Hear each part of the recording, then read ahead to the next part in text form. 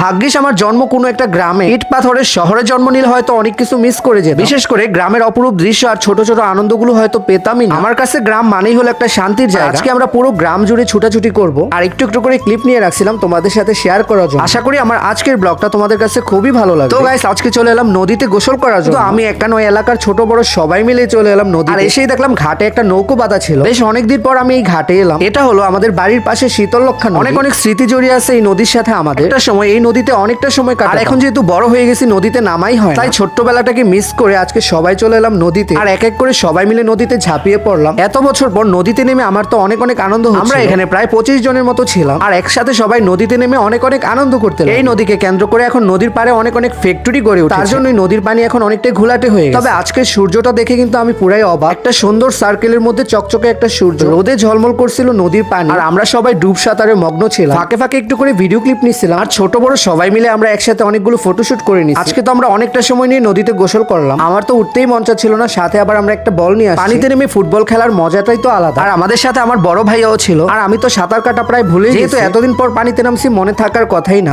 আমাদের কারোরই টাইমের দিকে কোনো খেয়ালই নেই। নদীতে নামছি আমরা প্রায় ঘন্টার উপর হয়ে গেছে, তাও যাওয়ার কোনো নামই নাই। আর এই দেখো কয়েকজন মিলে একটা টাওয়ার বানানো। ছোটবেলা নদীতে নেমে প্রায়ই আমরা এরকম করতাম। আর আজকে অনেকদিন বাদে এই দৃশ্যগুলো দেখে তো খুবই ভালো লাগছিল। তো গাইস, ফাইনালি আমাদের নদীতে গোসল করা হয়ে গেছে। কিছুক্ষণের মধ্যে আমরা নদী থেকে উঠে পড়বো। আমি তো অলরেডি হাঁপিয়ে গেছি, তাই পাড়ে বসে একটু রেস্ট করছি। একটু পর আমরা নদীর পাড়ে একটা মাঠ আছে, সেখানে যাব ফুটবল খেলার জন্য। ভেজা কাপড় নিয়ে চলে এলাম ফুটবল খেলার মাঠে। যদিও অনেক রোদ, তবে একদমই গরম লাগছিল না। পরনের ভিজা কাপড় প্রায় শুকিয়েই গেছে। এই তো মাঠে এসে সবাই ফুটবল খেলা শুরু করে দিলাম। এখানে খেলা চলছিল মেরিট ভার্সেস আনমেরিট, তবে বিবাহিতদের সংখ্যা একটু বেশি ছিল। গ্রামে যদিও অল্প বয়সে বিয়ে করে ফেলে একমাত্র আমি। যাই হোক, ফুটবল খেলা শেষে দেখলাম মাঠের পাশে একটা কাশবন ছিল। আর কাশফুল দেখতে তো সবারই অনেক ভালো লাগে। ভাবলাম বাড়ির বাচ্চাদের জন্য কয়েকটা ফুল তুলে নিই। একটা একটা করে আমি প্রায় অনেকগুলো কাশফুল তুলে নিই। আর এই কাশবনে এসে তো আসলে অনেক ভালো লাগছিল। এই দেখো আমি কতগুলো কাশফুল তুলে নিলাম। বাড়িতে নিয়ে এগুলো আমি আমার ভাগ্নি ভাতিজিদেরকে দিই। যাই হোক, কাশফুল নিয়ে সবাই হাঁটতে লাগলাম। আবারও একটু নদীতে যেতে হবে হাত পা ধোয়ার জন্য। আর নদী থেকে হাত পা ধুয়ে আমরা চলে এলাম নদীর পাড়ে। যদিও আমরা এখানে বাড়ি থেকে অটো করে আসছিলাম, তবে ফেরার সময় আর কোনো অটোই দেখতে পাচ্ছি না। মনে হচ্ছে হেঁটেই আজকে বাড়ি ফিরতে হবে। তো সবাই মিলে একসাথে হাঁটতে লাগলাম। আর দেখো আমাদের জামা কাপড় প্রায় শুকিয়ে গেছে। অল্প করতে করতে মনে হচ্ছে রাস্তা খুব তাড়াতাড়ি শেষ হয়ে যাচ্ছে। একটু পর রাস্তার ধারে দেখলাম পাম গাছ। এই পাম গোটা থেকে কিন্তু তেল বানানো হয়। কয়েকজন গাছে উঠে পড়লো পাম বীজ তোলার জন্য। আর গ্রামের ছেলেরা গাছে উঠবে না তা তো হতেই পারে। আর দেখো পাম গোটাগুলো দেখতে ঠিক এরকম লাগছে, অনেকটাই লিচুর বীজের মতো। আর এগুলো থেকেই তেল উৎপাদন করা। অনেকদিন পরে এই গাছটা চোখে পড়লো। আর দেখো টাচ করা মাত্রই কিরকম লজ্জায় শেষ হয়ে যাচ্ছে। পাশে এই ফুলগুলো ছিল, এই ফুলগুলো দেখতে কিন্তু অনেক সুন্দর। দেখো গ্রামের রাস্তার ধারেই কত সুন্দর ফুল ফুটে থাকে। আর এই ফুলের ঘ্রাণটাও কিন্তু অনেক সুন্দর। আমি আমার ফুলটা একটা বাচ্চাকে গিফট করে দিলাম। হাঁটতে হাঁটতে আমরা সবাই প্রায় ক্লান্ত। ভাবলাম একটু চিপস বা কেক টেক খেয়ে নিই। তো সবাই মিলে একটা চায়ের স্টল থেকে হালকা পাতলা খেয়ে, যেহেতু অনেক গরম লাগছে সাথে একটা ঠান্ডাও নিছিলাম। তো সবাই